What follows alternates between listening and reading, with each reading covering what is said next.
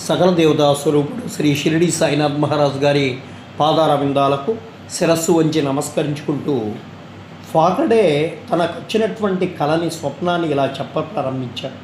లోతైన సముద్రంలో నడుము వరకు దిగి అచ్చట నిలిచి తిని హఠాత్తుగా అక్కడ సాయిబాబాను చూశాను. రత్నములు తాపినటువంటి చక్కని సింహాసనంపై బాబా కూర్చొని ఉన్నాడు. వారి పాదములు నీటిలో ఉన్నాయి. బాబా స్వరూపమును చూసి మిగిలో ఆనందించి తిని అది నిజము వలె ఉన్నది, కానీ స్వప్నము వలె నాకు అనిపించలేదు. దాన్ని నేను స్వప్నమని అనుకోలేదు. మాధవరావు కూడా అచ్చట నిలబడి ఉన్నాడు. శ్యామ, ఆనందరావు ఇరువురు కూడా బాబా పాదాలపై పడమని చెప్పి సలహా ఇచ్చారు. నాకు కూడా నమస్కరించవలనే ఉన్నది, కానీ వారి పాదములు నీటిలో ఉన్నవి కనుక నా శిరస్సును వారి పాదములపై ఎలా ఉంచగలను? నేను నిస్సహాయుడను అని చెప్పి నేనంటిని. అది విని అంతలో బాబాతో ఇలా అన్నాను, ఓ దేవా, నీకిట్టిది ఉన్నటువంటి నీ పాదాలని బయటికి తీయమును. వెంటనే బాబా తన పాదాలకు బయటికి తీసిరి.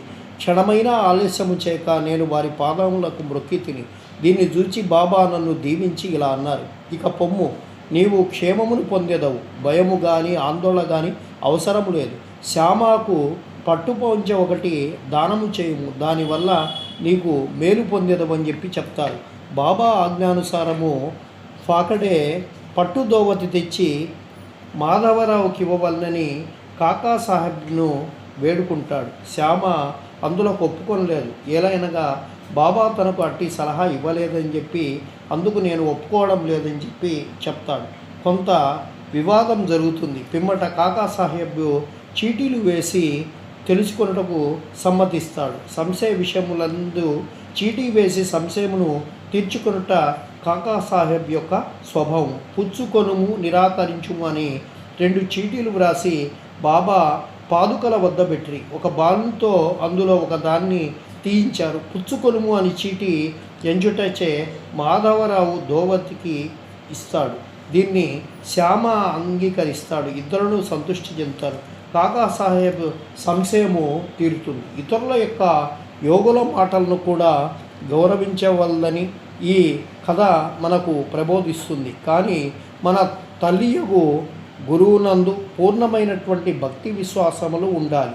వారి బోధల ప్రకారము మనం నడుచుకోవాలి. ఎందుకనగా మన కష్టము సుఖములు ఇతరుల కంటే వారికే బాగా తెలుస్తుంది. నీ హృదయము ఫలకం యందు బాబా చెప్పినటువంటి ఈ విషయాల్ని హృదయానికి ఎప్పుడు హత్తుకునేలా ప్రయత్నము చేయి. ఈ లోకములో అనేక మంది యోగులు గలరు, కానీ మన గురువు అసలైనటువంటి తండ్రి. ఇతరులు అనేక సుబోధలు చేయవచ్చును, కానీ మనము మన గురువు యొక్క పలుకులను మరువరాదు. వేయేల హృదయపూర్వకముగా నీ గురువును ప్రేమించుము, వారిని సర్వస్వ శరణాగతి వేడుము, భక్తితో వారి పాదములను మృక్కుము. అట్లు చేసినచో సూర్యుని ముందు చీకటి లేనట్లు నీవు దాటలేని భవసాగరం అనేది ఉండదు అని చెప్పి చెప్తారు. బాబా షిరిడి చేరినటువంటి కొద్ది కాలానికే 4 మూరల పొడవు 1 జానెడు వెడల్పు గలటువంటి కొయ్యబల్ల మీద 4 చివరల 4 దీపపు ప్రమిదలు పెట్టి దానిపై పడుకునేవారు. కొన్నాళ్ళు గడిచిన పిమ్మట బాబా దాన్ని విరిచి ముక్కలు చేసి పారవేస్తారు. ఒకనాడు బాబా దాని మహిమను కాకా సాహెబ్కు వర్ణిస్తడం మొదలెడతాడు. ఇది విని అతడు బాబా ఇలా అంటారు, మీకు ఇంకనూ కొయ్యబల్ల యందు మక్కువ ఉన్నచో ఇంకొక బల్ల మీ కొరకు మసీదులో వ్రాలాడదీస్తాను స్వామి అని చెప్పి దానిపై మీరు సుఖంగా నిద్రించవచ్చు.